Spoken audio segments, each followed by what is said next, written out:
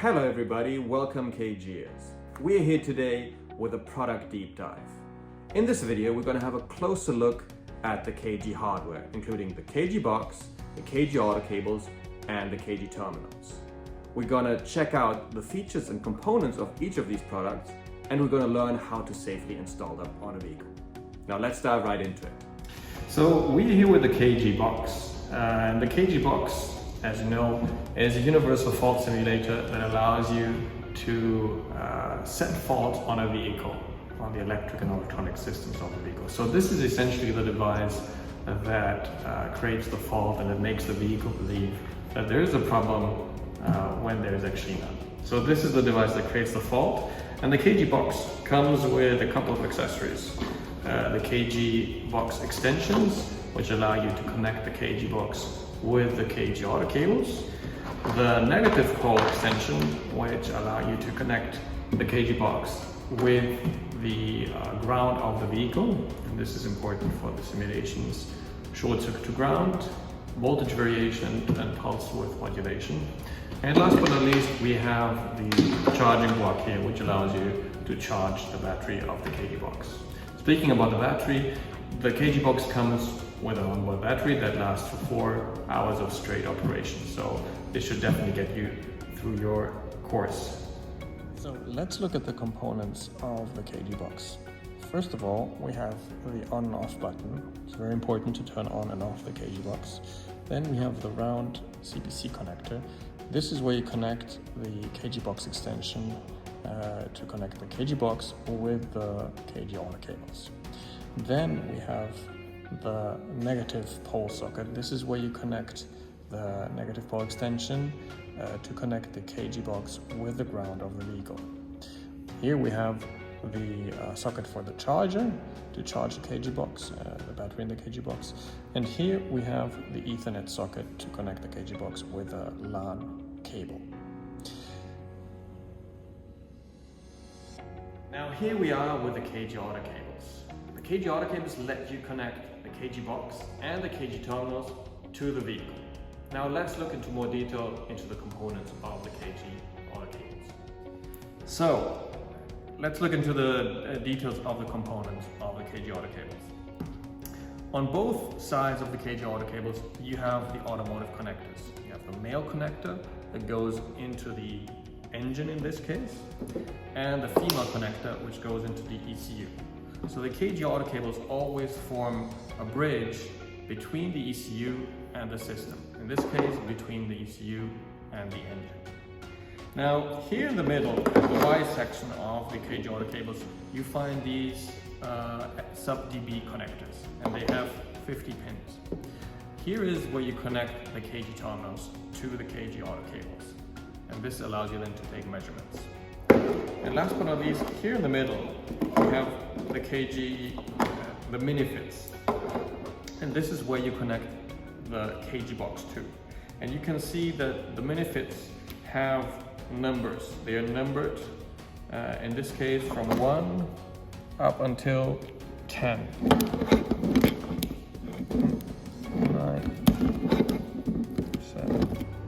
So now that we have looked at the different components of the KG auto cables, we're going to install the KG auto cables on the vehicle. And for this, it's always good to have a wrench and a screwdriver available, because what we're going to do is we're going to disconnect the battery. That's very important.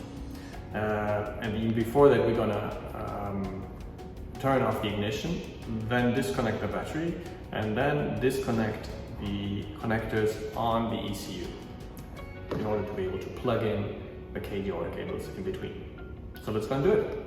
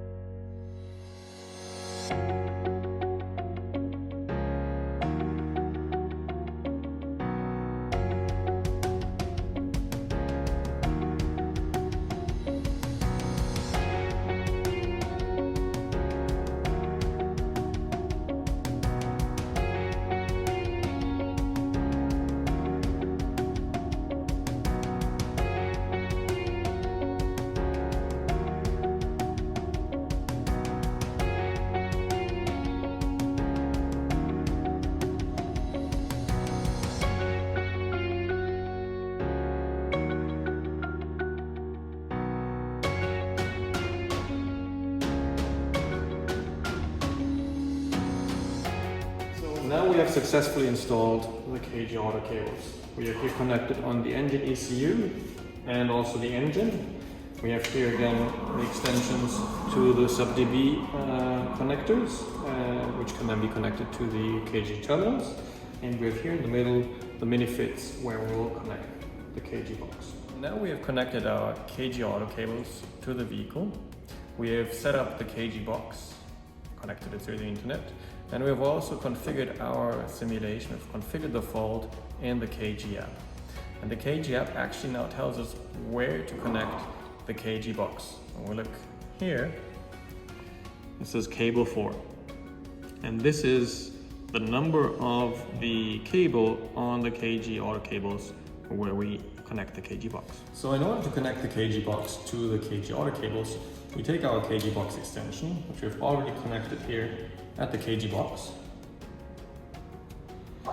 And then we take the other end of the KG box extension and connect it to cable 4 as instructed by the KG app.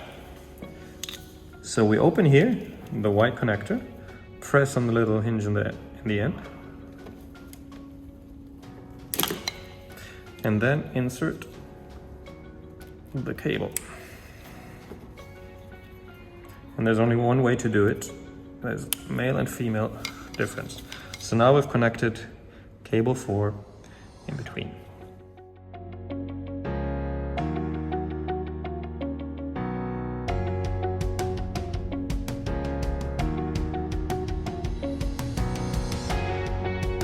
So, as mentioned, you can connect the KG terminals to both sides of the KG auto cables.